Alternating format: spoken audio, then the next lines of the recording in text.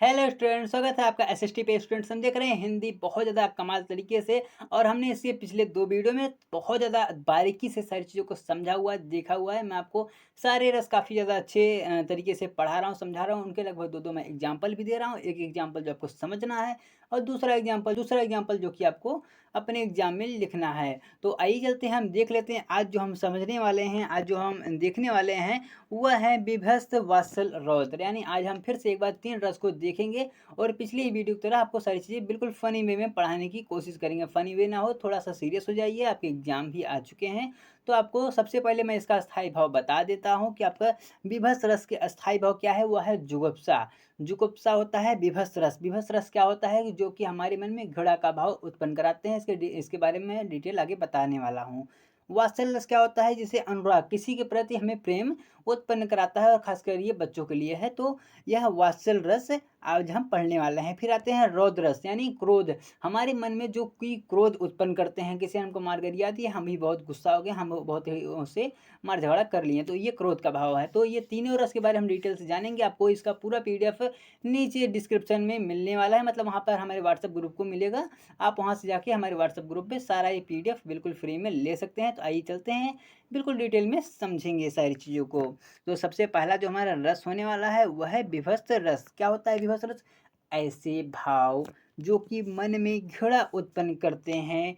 ठीक है, ऐसे भाव जो कि मन में घृणा उत्पन्न करते हैं, वो आपके विभत्स रस कहलाते हैं। जैसे आप खा रहे हैं, आप खाना खाने बैठे हैं और आपके सामने कोई संडास करने की बात कर रहा है, तो ये क्या हुआ? आपके मन आपको अरे उल्टी आ जाएगी, भाई ये क्या बोल रहा है। तो क्या है, आपके आपके मन में घृणा है। या आप कहीं जा रहे हैं, सड़क पे आपने देखा कि किसी जानवर की मृत्यु हुई है, उसे कुत्ते नोच रहे हैं, सॉरी कुत्ते नहीं, उसे कौवे नोच रहे हैं या कोई और नोच रहा है, ऐसा कुछ। तो ये सब तो ये सब घृणा उत्पन्न करने वाली चीज़ें अपने मन में आ जाती हैं। तो ये होता है आपके विभत्स रस के अंतर्गत। आप शायद आपको समझ में आ गया होगा। आप चलते हैं, इसका एक छोटा सा एग्जाम्पल लेते हैं। एग्जाम्पल भी कुछ इसी तरीके से होने वाला है कि सिर सिर पर बैठो काग। कौन बैठा है सिर पे? कौवा बैठा है। आँख दो हाथ निकाल रहा था, यानी किसी जानवर की मृत्यु हो गई है और कौवा उसके सिर पे बैठकर उसकी आँख नोच नोच कर निकाल के खा रहा है। खींचत जिभिया सियार, सियार उसकी जीभ को खींच रहा है और अंत आनंद उदर उचारत, और उसके पेट को आनंदित होकर उचार रहा है। अर्थात यानी वो तो भाई उसका भोजन है, उसमें वो क्या कर सकता है, लेकिन इसको पढ़ने के बाद आपके मन में जो क्या कहते हैं, वो घृणा वाली भाव आई, अरे छी क्या देख लिया, मतलब ये सब वाली जो आपके मन यानी ये सब जो आपके मन में भाव आता है ना, तो ये सब क्या कहलाता है, ये आपके विभत्स रस के अंतर्गत आता है। तो आप चलते हैं, हम देखते हैं वात्सल रस के बारे में। क्या होता है कि माता पिता का अपने बच्चों के प्रति उनके मन में जो प्रेम होता है।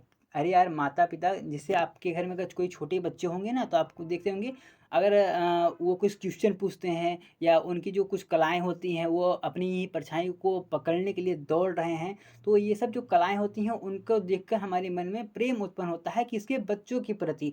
तो बच्चों के प्रति जो प्रेम उत्पन्न होता है, वह वात्सल रस के अंतर्गत आता है, ठीक है? तो वात्सल रस क्या होता है कि माता-पिता का अपने बच्चों या संतान के प्रति जो स्नेह होता है, वह क्या कहलाता है? वात्सल रस कहलाता है।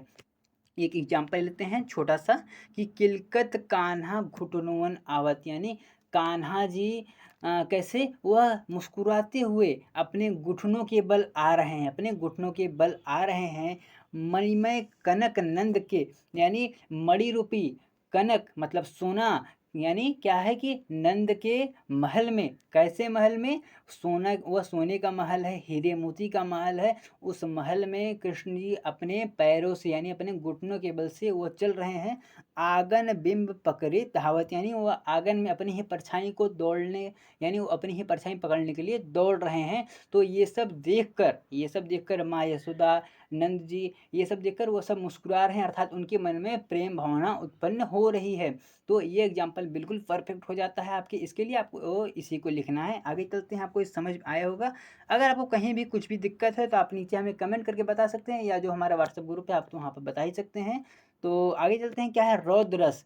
रौद्र रस क्या चीज़ है कि किसी की तरफ से, मान लीजिए किसी ने आपकी बेइज़्ज़ती कर दी, किसी ने आपके राष्ट्र की बेइज़्ज़ती कर दी, आपके शहर की बेइज़्ज़ती कर दी या आपके माता-पिता की बेइज़्ज़ती कर दी, तो हमारे मन में जो क्रोध का भाव उत्पन्न होता है उसे रौद्र रस कहते हैं।